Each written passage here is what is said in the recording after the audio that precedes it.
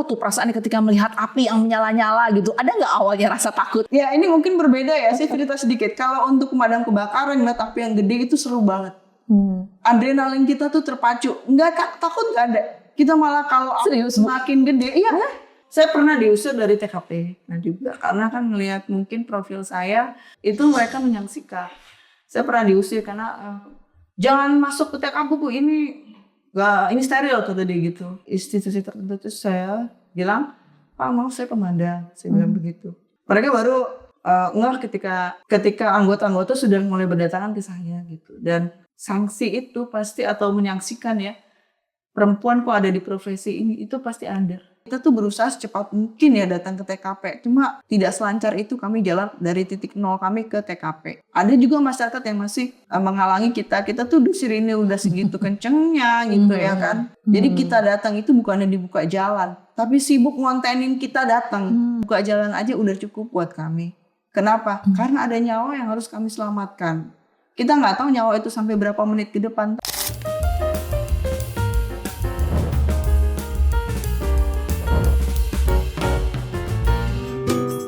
Kita berjumpa kembali dalam podcast Women Value yang akan menyampaikan kisah-kisah inspiratif bersama perempuan-perempuan yang hebat. Istimewa, kali ini kita berada di satu tempat dan kita akan ngobrol-ngobrol dengan seorang perempuan yang luar biasa, berada di garda depan penyelamatan jiwa. Bukan di rumah sakit, tetapi di tengah kobaran api. Segera kita temui Ibu Tessy Haryati, Kepala Bidang Pengendalian Operasional Dinas Pemadam Kebakaran dan Penyelamatan Kota Depok. Kita segera temui.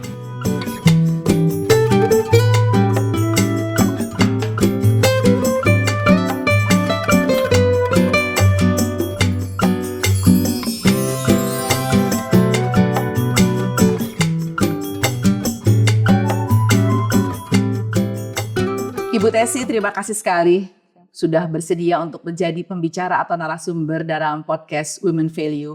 Untuk pertanyaan awal, saya penasaran banget Bu. Apa sih yang mendorong Ibu terjun ke dunia yang penuh dengan risiko? Dan juga ini kan profesi dari laki-laki sebetulnya Bu. Gimana Bu cerita awalnya Bu? Ya, perkenalkan nama saya Tessy Haryati. Saya bekerja di Dinas Pemadam Kebakaran ini sudah 10 tahun dari 2015. Memang banyak dalam 10 tahun terakhir itu apa yang menjadi suka dukanya. Dan kenapa sih saya bisa berada di dunia laki-laki sekali.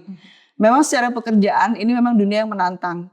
Karena memang perempuan itu sangat jarang berada pada dinas damkar dan penyelamatan di Kota Depok ini.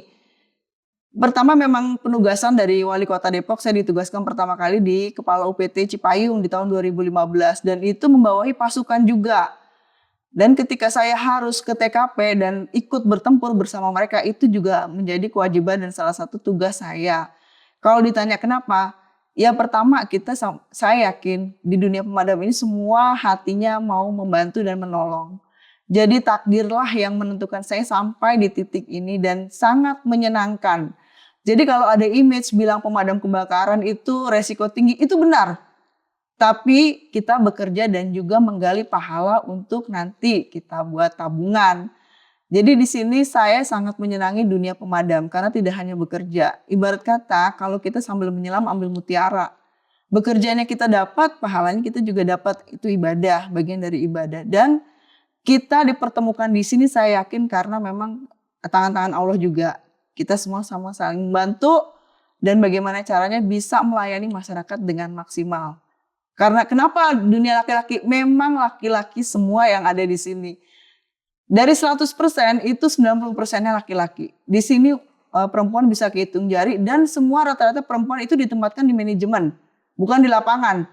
Di sini cuma saya doang yang ditempatkan di lapangan dari tahun 2010 sampai dengan sekarang nih 2025. Makanya saya bilang apakah nggak ada generasi penerus? Saya juga tanya pimpinan saya, bisa nggak sih saya dapat? Oh nggak bisa Bu, karena memang ini spesifik. Dibutuhkan mental terutama ya, mental dalam mengelola emosi. Emosi apa? Karena kita kalau ke TKP itu kaitannya kan dengan panik. Jadi semuanya kayak pengen tergesa-gesa. Nah itu dibutuhkan ketenangan mental. Mungkin pimpinan mempunyai penilaian tersendiri.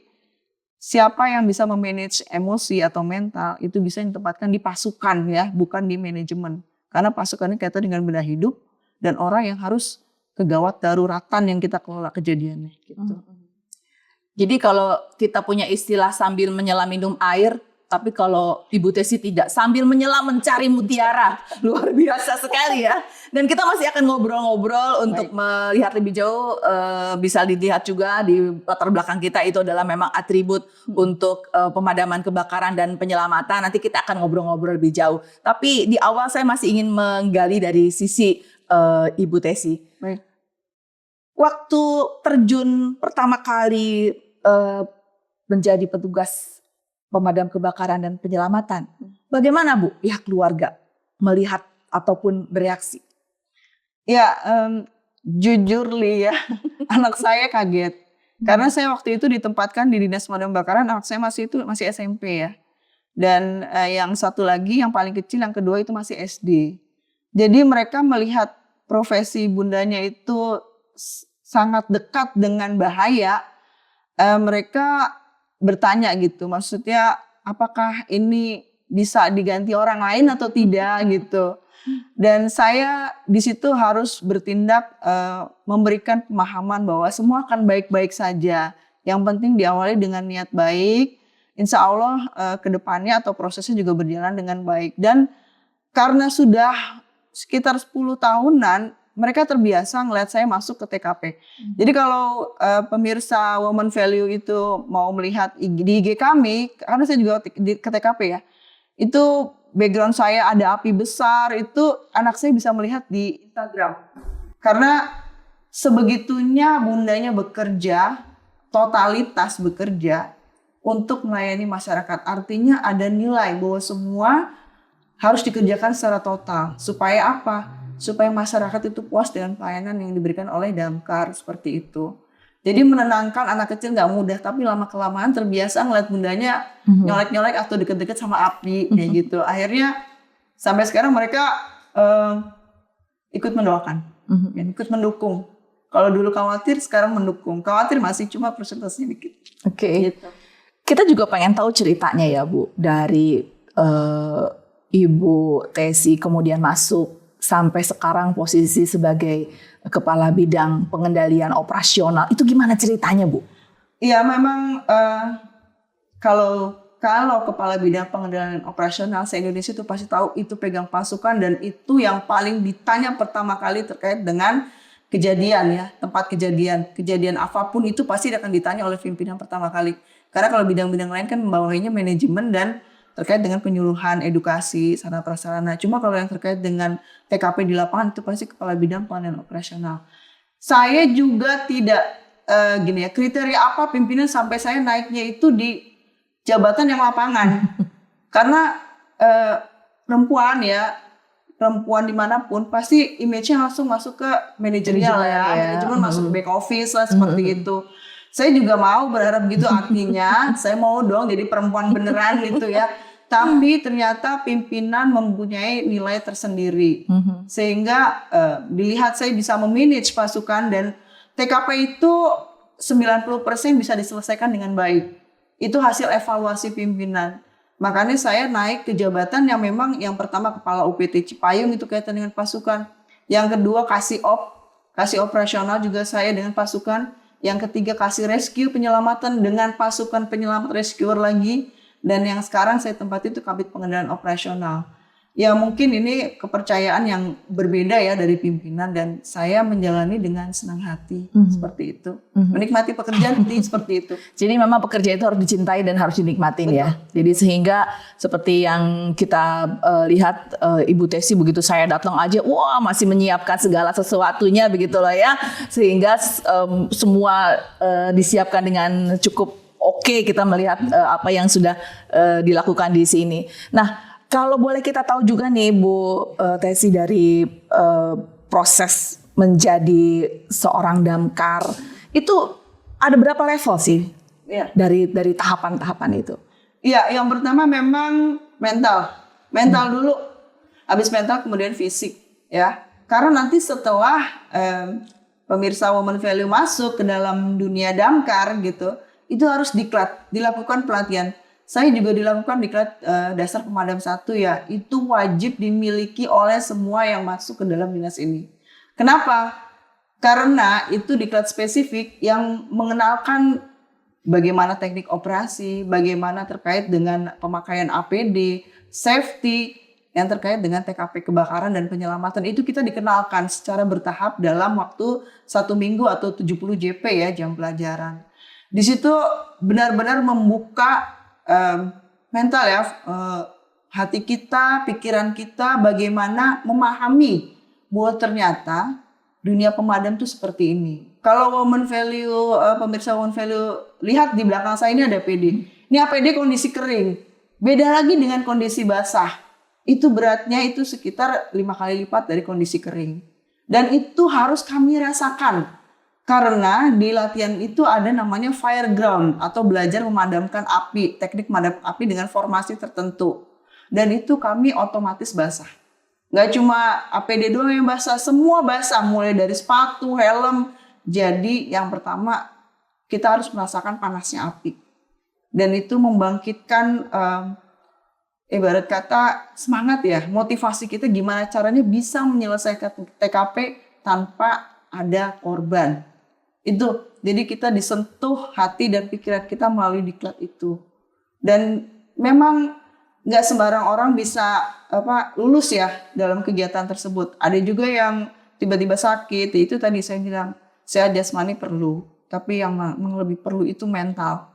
Karena kalau mental udah drop, orang sehat pun jadi sakit. Itu makanya saya bilang kalau ada nemu TKP atau pemeriksa woman value ini nemu kejadian dapur atau pantry-nya kebakar, mental dulu, panik boleh tapi disimpan di rumah. Apa yang harus dilakukan? Yaitu tadi telepon 112. Kalau kami sih sudah bekerja sama dengan itu. Jadi makanya saya titip ruang ini bisa dipergunakan oleh pemirsa El Sinta Woman Value ya, bahwa bangun mental itu bisa kok.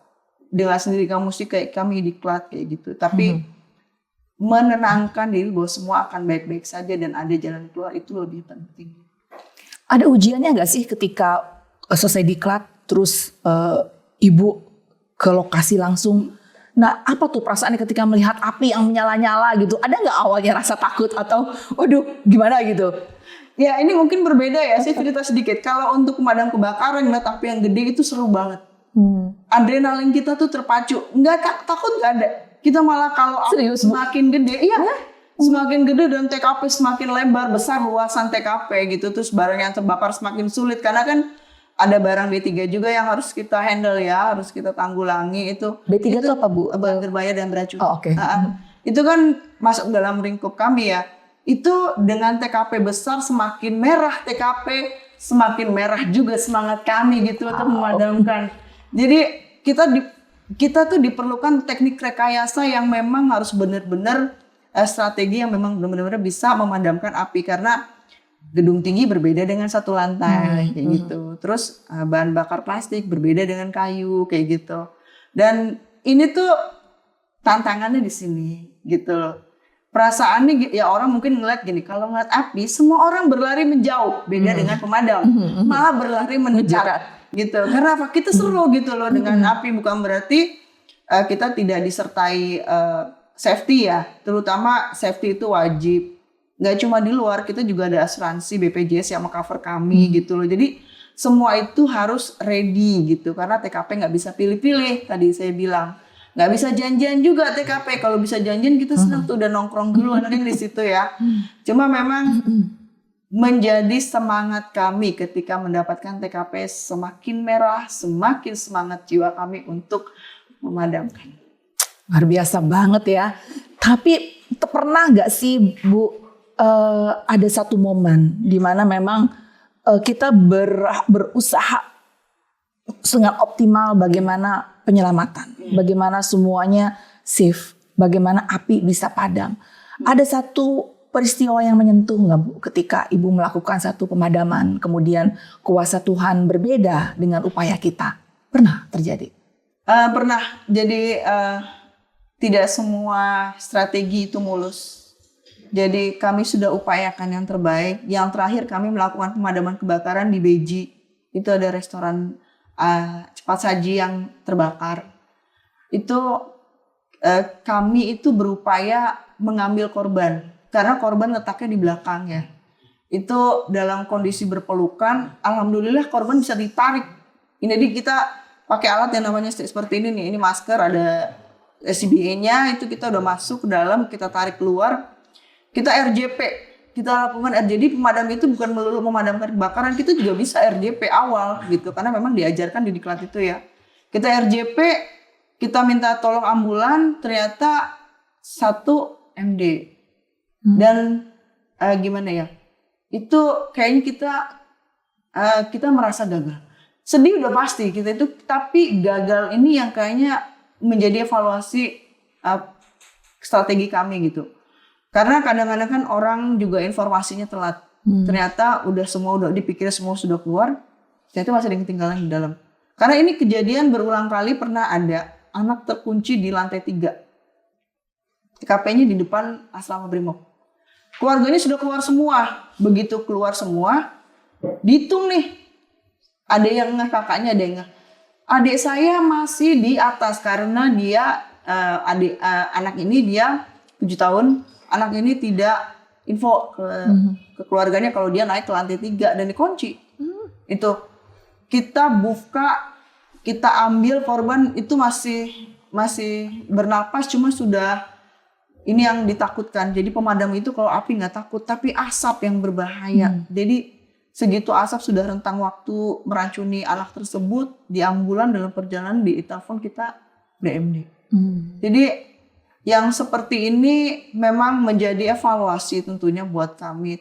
Tapi kami itu nggak mau, kita tuh berusaha secepat mungkin ya datang ke TKP. Cuma kadang-kadang ini masyarakat itu masih melihat yang pertama gini, macet. Yang kedua, tidak selancar itu kami jalan dari titik nol kami ke TKP.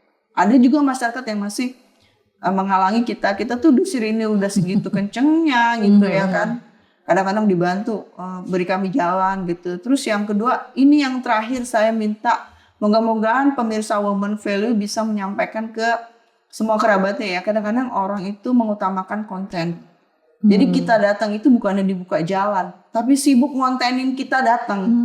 Dan ini kejadian gitu. Akhirnya kami sampai nyerempet lah ibarat kata seperti itu ya. Orang yang memang benar-benar mau kontenin kami. Boleh konten, tapi ini kondisi kegawat daruratan. Tidak sepantasnya gitu. Kami dibantu dengan cara buka jalan aja udah cukup buat kami. Kenapa? Karena ada nyawa yang harus kami selamatkan. Kita nggak tahu nyawa itu sampai berapa menit ke depan, tapi buka jalan itu sudah sangat membantu buat kami. Abaikan dulu konten. Seperti itu. Menarik sekali kisahnya. Belum lagi ketika kita perempuan. Ada perbedaan nggak Bu? Ketika misalnya ya, kalau di beberapa perusahaan kan ada Bu. Misalnya kalau perempuan itu nggak boleh kerja operasional lebih dari jam 8 malam gitu loh ya. Ada sesuatu hal yang mungkin membatasi. Nah, selama bertugas di damkar, ada nggak Bu pengecualian atau memang Ibu sama aja dengan yang laki-laki? Ya, kenapa saya menjadi kabid penanggulangan pengandalan operasional ya? Mungkin karena saya juga tidak membatasi diri. Anak-anak saya, keluarga saya semua tidak membatasi diri. TKP yang panjang itu di kebakaran waktu di Bellevue ya. Di Bellevue itu sampai 3 hari 2 malam. Itu kita standby. Belum lagi yang di Jalan Pekapuran yang di gudang JNE. Itu saya hari Minggu jam 10 saya ditelepon. Bu, TKP ini Bu masih merah nih Bu. Saya pikir sudah bisa dikendalikan. Masih merah Bu. Itu jam 6. Jam setengah 6 saya kesana, setengah 6 pagi. Pas kesana masih merah dan ternyata luasannya itu karena samping kan SPBU. Gudang itu berada di tengah antara pemukiman dengan SPBU. Dan itu sangat membahayakan. Saya tanya ini kondisi gimana? Dan itu lumayan lama proses. Dan saya harus sampai selesai. Karena selesai itu kita ada apel. Jadi apel serah terima TKP ke pemilik gitu atau ke satpam desa yang ada di situ. Jadi saya apel dulu bareng sama anggota. Jadi saya yang benar-benar yang pertama melihat kondisi merah, teknik operasi saat melakukan pemadaman, yang ketiga pendinginan, kemudian apel untuk serah terima TKP. Itu saya gitu. Saya mau gitu. Dan ini ada batasan, apakah itu dijadikan batasan? Kalau orang lain mungkin membatasi diri, tapi kalau saya tidak, gitu aja. Karena saya menikmati pekerjaan ini. Kalau orang sudah jatuh cinta, disuruh nyebur sumur juga mau. Ibarat kata seperti itu. Jadi Ibu istilahnya kalau anak sekarang bucin banget sama profesi ini ya. Jadi awal saya memang sangat ini berbeda banget ini karena saya pernah jadi lurah ya, tapi nggak semangat ini terus terang deh. Lurah berapa tahun tuh Bu waktu itu? Waktu itu 1,5 tahun. Oke. Bosen tuh pasti ya Bu. Iya, jadi ya kalau kegiatan masyarakatan sih ya saya menikmati gitu. Cuma ini nih ada hal yang berbeda. Kenapa? Yang pertama kita itu nggak ada tadi saya bilang TKP bisa anytime. Kita lagi nggak bisa kompromi ya Bu. Nggak bisa. Kita lagi makan ternyata 1 sendok taruh semua berangkat semua lari-larian kan gitu loh, harus ke unit cepat-cepat gitu. Dan saya pikir ini menarik kalau di manage dengan baik. Dan gini ya, ini resiko tinggi. Kenapa? Dari titik nol di jalan kita nggak tahu apa yang terjadi, ya kan? Sampai di TKP kebakaran ya Allah merah banget, ya kan? Cuma masyarakat tahu nggak sih? Nah akhirnya saya mulai tuh, saya masuk ke TKP dan memang orang pada kenapa sih ada perempuan di TKP ini siapa gitu. Itu awalnya saya dipertanyakan memang sama polisi. Waktu itu di TKP yang SPBU kebakar. Saya ditanya, Bu ibu ngapain di sini kata gitu. Nggak apa-apa Pak, saya cuma mau ngecek anggota saya. Saya bilang begitu kan. Baru dikasih tahu sama Dadun, Pak ini ibu kasih Pak dia yang membawahi kami kata itu. Oh ya baru tuh, baru diajak ngobrol. Jadi memang begitu ya ternyata. Ya. Ini nih saya sih pesan buat pemirsa Women Value ya, apapun pekerjaan Anda di luar sana, cintailah, nikmatilah. Karena kita nggak tahu di balik pekerjaan pasti ada rezeki. Karena rezeki kan nggak melulu uang. Kesehatan buat kita, doa ke kita yang baik-baik. Saya pikir itu adalah rezeki yang tidak taranya, nggak ada nilainya. Itu benar-benar worth it buat kita sebagai perempuan. Menarik banget ya. Dan berarti Ibu juga pernah dong jam 12 malam tuh harus mematikan api begitu ya. Sampai berdiri berapa jam Bu? 12 jam. Wow. Itu kejadiannya kita masuk situ ya. Kondisi itu satu pabrik. Memang ada beberapa hall ya. Teman dia satu hall itu dia kebakar dan di situ lumayan susah untuk sumber airnya. Akhirnya saya harus bolak-balik karena itu 2 lantai ya. 2 lantai dan awalnya api itu kan dari lantai bawah, pantry. Naik ke, kok bisa saya bilang ini kok bisa naik ke atas ya, ternyata ada rongga di atasnya tuh kertas semua. Gudang kertas mereka, berkas-berkas lah ibarat kata gitu. Cuma tingginya itu 5 meter. Jadi saya bilang wah bener ini kenapa sampai kebakar lama banget. Jadi itu ada sekitar 30 meter persegi itu isinya kertas semuanya itu.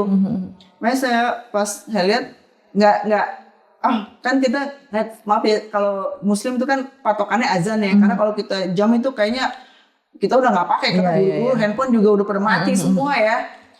Oh asar nih gitu kan, udah asar. Kok azan lagi maghrib nih. Sampai ke Isya itu selesai TKP jam 1 malam. Jadi dari jam 10 pagi sampai dengan jam 1 malam. Itu benar-benar baru clear. Polisi yang nunggu kami sempat bilang, Bu masih lama Bu. Sebentar ya Pak ya, saya cek dulu ke dalam karena masih ada titik penyalaan api. Karena kalau tidak kita tuntaskan itu bisa perambatan yang sekitar, gedung sekitar. Itu polisi juga, Bu nanti akhirnya polisi bilang Bu nanti kalau udah selesai info ke kami. Oke siap Pak, saya bilang gitu. Karena kan mau polis lain. Iya Pak nanti kami berkabar lewat security aja. Saya bilang gitu sama kepala gudang gitu. Jadi polisi pun sampai kayak capek gitu merhatiin kita, apalagi kita yang melakukan pembongkaran itu kondisi basah 12 jam. Terus udah gitu, kadang-kadang yang kayak gitu tuh kita abaikan tuh minum, makan itu udah nggak ini lagi, udah nggak tahu lagi timingnya gitu.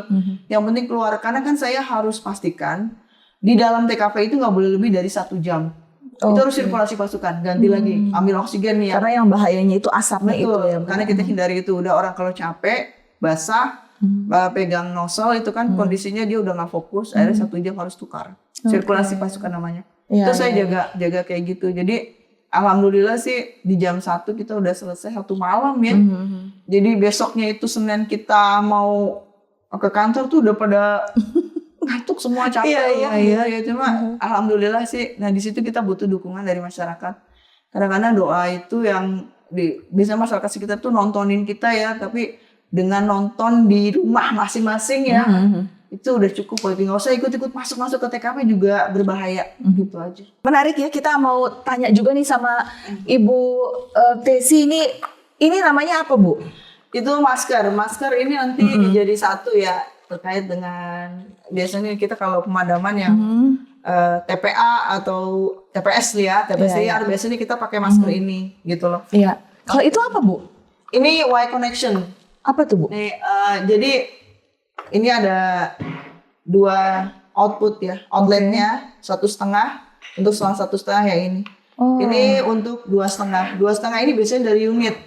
Ya dari unit PTO itu kita masukkan selang 2,5 nanti di handle karena kita mau biasanya pola penyerangannya mau terbagi.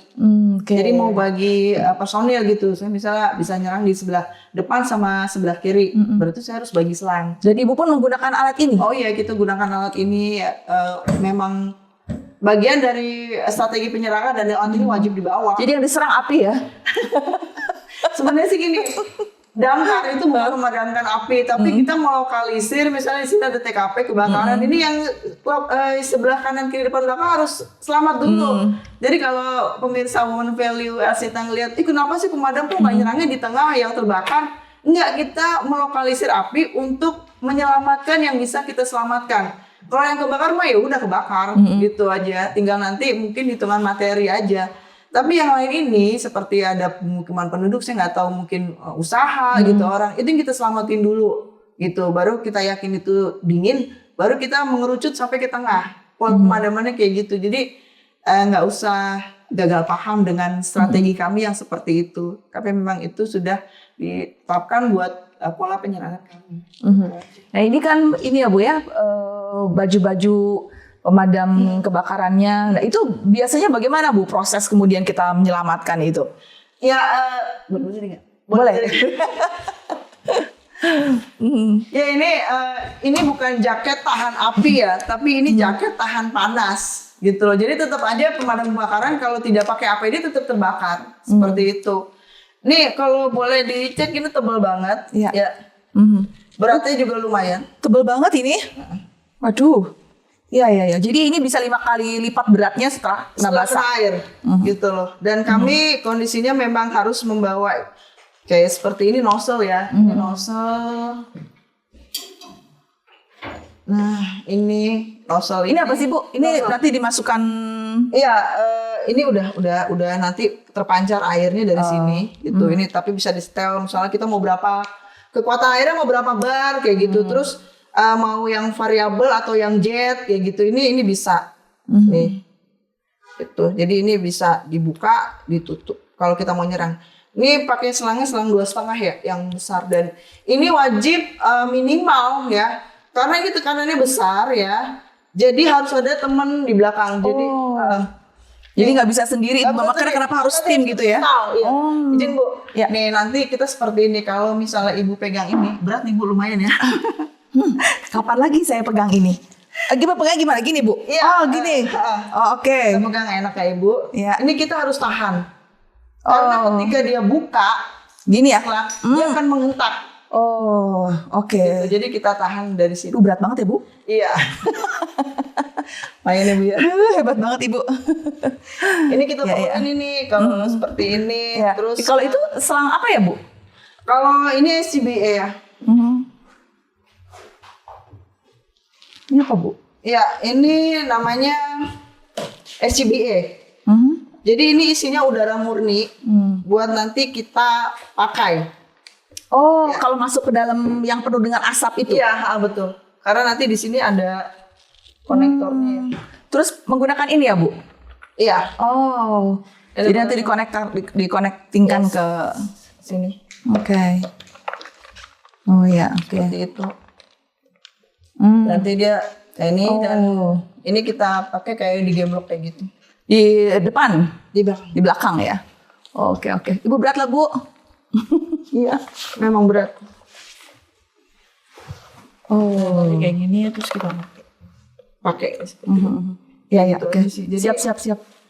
Main lah jadi Peralatannya juga Ini bukan peralatan yang ringan-ringan ya, Bu.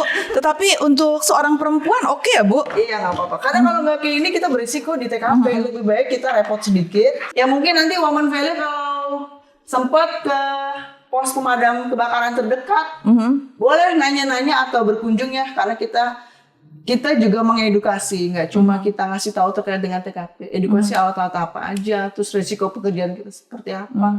Itu pasti kita welcome banget di pemadam kebakaran manapun. Oke. Nah, sambil ngobrol-ngobrol, Bu, ada nggak sih yang menyaksikan, Bu, seperti perempuan bisa nggak sih ngangkat berat-berat? Perempuan bisa nggak sih misalnya harus dengan kekuatan ini? Ada pengalaman menyaksikan sebagai seorang perempuan untuk bisa melakukan profesi dengan terbaik di profesi seperti ini? Kalau saya pernah diusir dari TKP, nah juga karena kan ngelihat mungkin profil saya cuma pakai pakaian PDL terus sama rompi ya, jaket fire-nya nggak saya pakai gitu kan. Itu mereka menyaksikan. Saya pernah diusir karena jangan masuk ke TKP Bu, ini steril kata dia gitu. Ya ada institusi tertentu itu saya bilang, Pak mau saya pemadam, saya bilang begitu.